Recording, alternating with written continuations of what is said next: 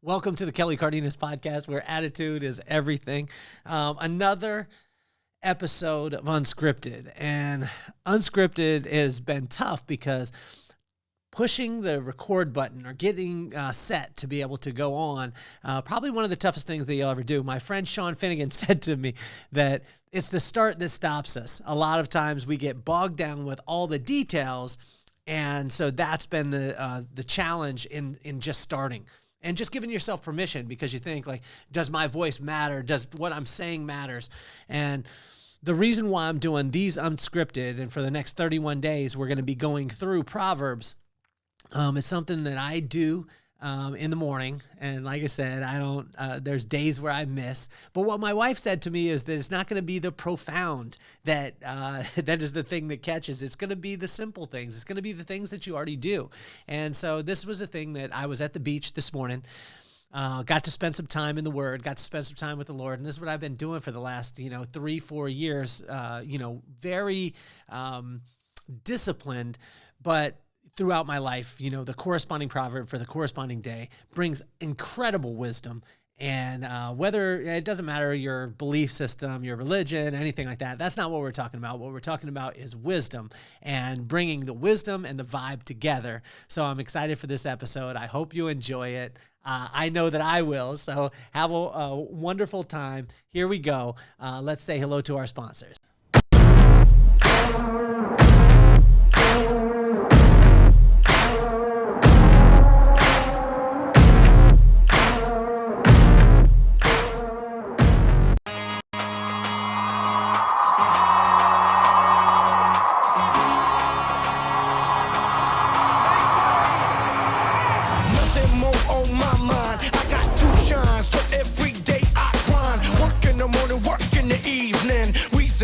Cause we believing it's for certain. We put the work in. We ain't stopped just because it's hurting right before your eyes. So it's coming to no surprise. The takeover is televised over and over and over again. Make no mistake, we continue to win. Defeat never known, cause I will not lose. They wanna mimic my moves, but can't walk in my shoes.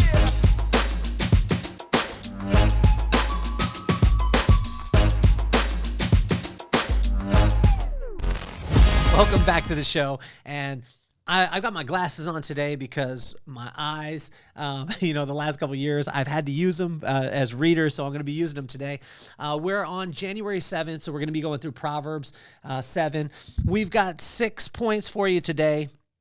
And we're going to hit them quick, but I want to respect your guys' time. And I want to be able to look at this, so we're going to jump right in. From verse 1 through 5, this was the verbs. This was a big thing, and it's not just about the reading of something, but actually looking and having that thing read you. What I found with Proverbs, when you read it, the corresponding proverb, corresponding day, there's 31 days in a month, there's 31 proverbs. Most of the time, there's 31 days in a month, every other month.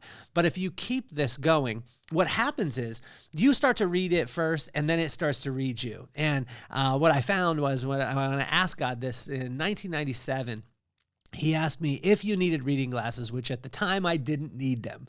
But he said, if you needed reading glasses and you went to read, could you make out the words? And I said, well, that's an easy answer. The answer is no. And he said, well, then every time that you go in the Word, you need to put on your glasses that will help you to be able to see, which is the Holy Spirit. So today we're going to be able to put on the Holy Spirit and make sure I've got my glasses that actually work. But that's what I would invite you to do. And what I would say to you too is just grab a Bible wherever you're at and grab Proverbs. There's different versions of it. But here we go. In Proverbs 7, verse 1 through 5, it talks about the verbs. And this was a thing that was revealed to me because most of the time we overlook the verbs, the action words in this. So let me run through them. The verbs from 1 through 5 are keep, store up, guard, bind, write, and then say. And so I'll read it in context. My son, keep my words and store up my commands within you.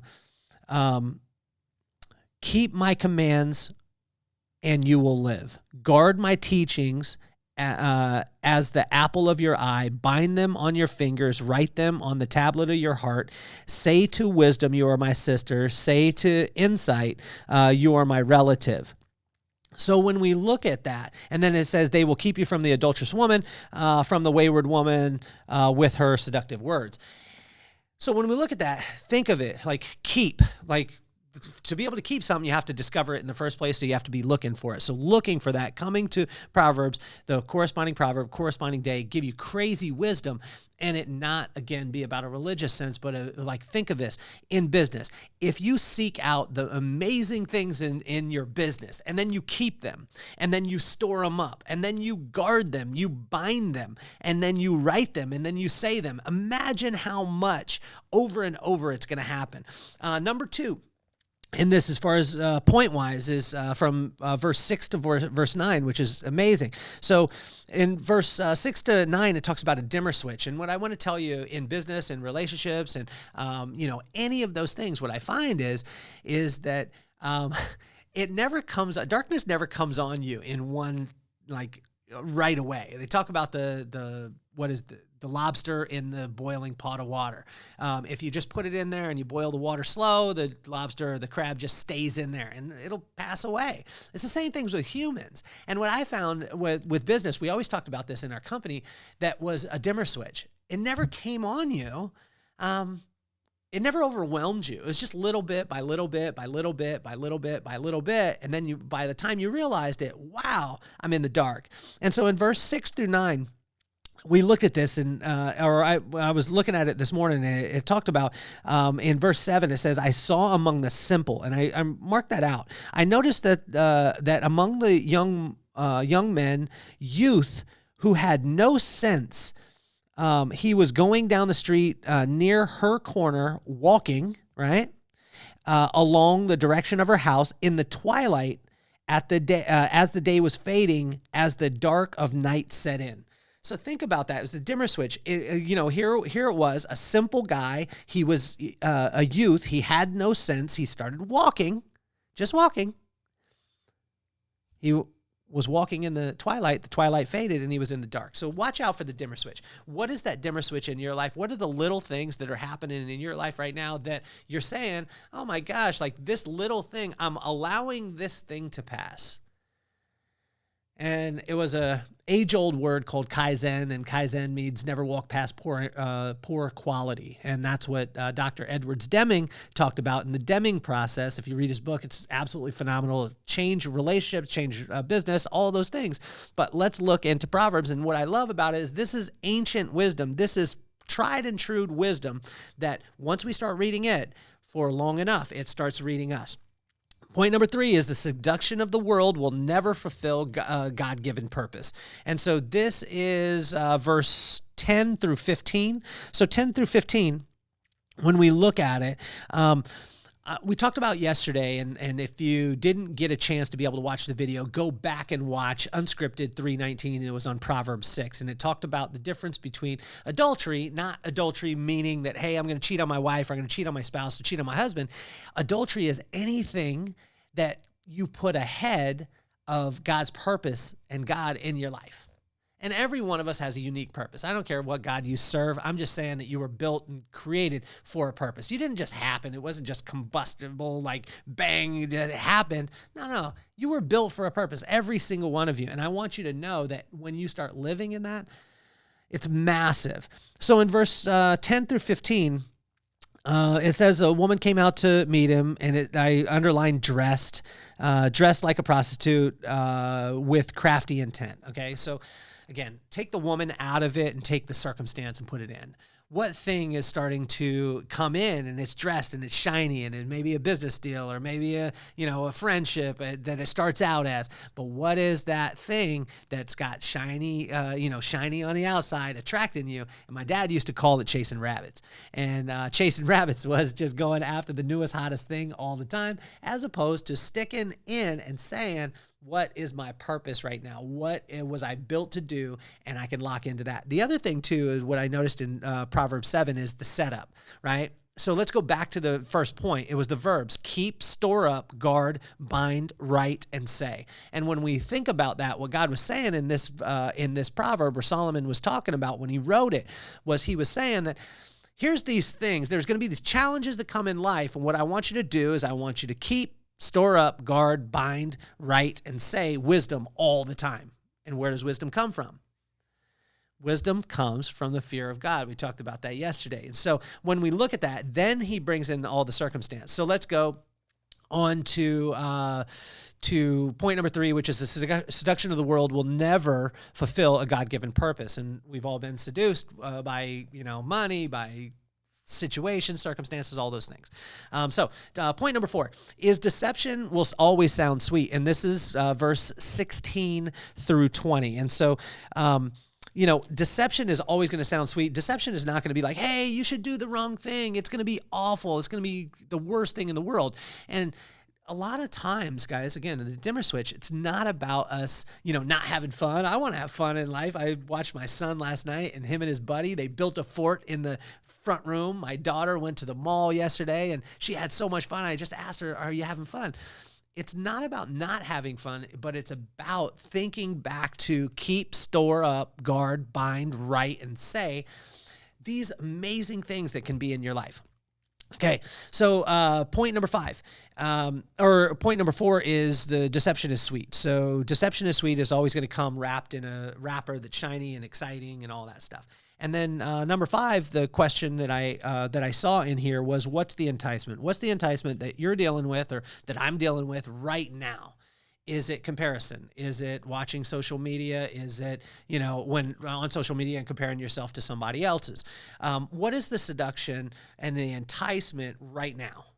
What is that? And if we identify it, and then we go back to, if I keep wisdom, I store it up, I guard it, I bind it, I write it, and I say it, I constantly am, then I can war against that enticement and just be like, no, I'm good. And that's what discretion is. And point number 6, as we finish up, is just listen and pay attention.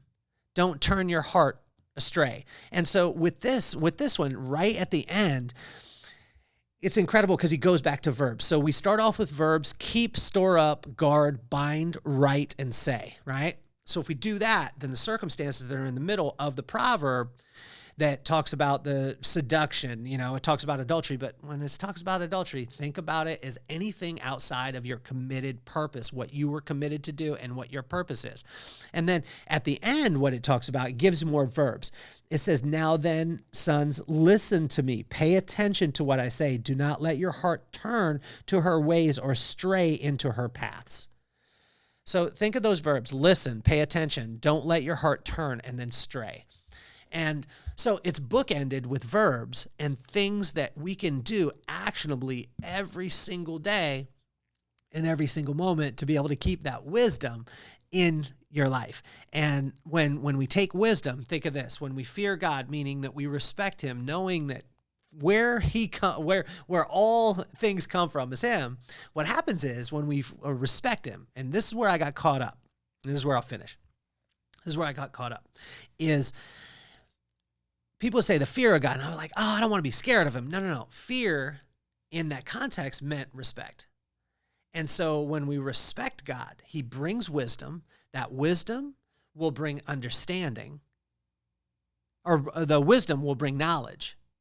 The knowledge will bring understanding. The understanding will bring insight. The insight will bring discretion. The discretion will bring discipline. The discipline will bring strength. And the strength will lead us back to the respect of God in the first place. And so it's amazing with the bookending part of it. It's just basically saying, store up the good things. There's going to be enticements. There's going to be circumstances. There's going to be things that want to draw you away from what it is that you're doing. But stick the course. And this morning when I went out to the water, the tide was crazy. It was super high. And I was thinking, man, I don't want to go out there. And then God just said, the tide will draw back if you are patient.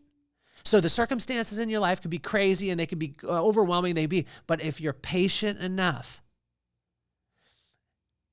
and watch this, if you keep his wisdom, you store it up, you guard it, you bind it, you write it, and you say it over and over and over again, what'll happen is the tide will draw back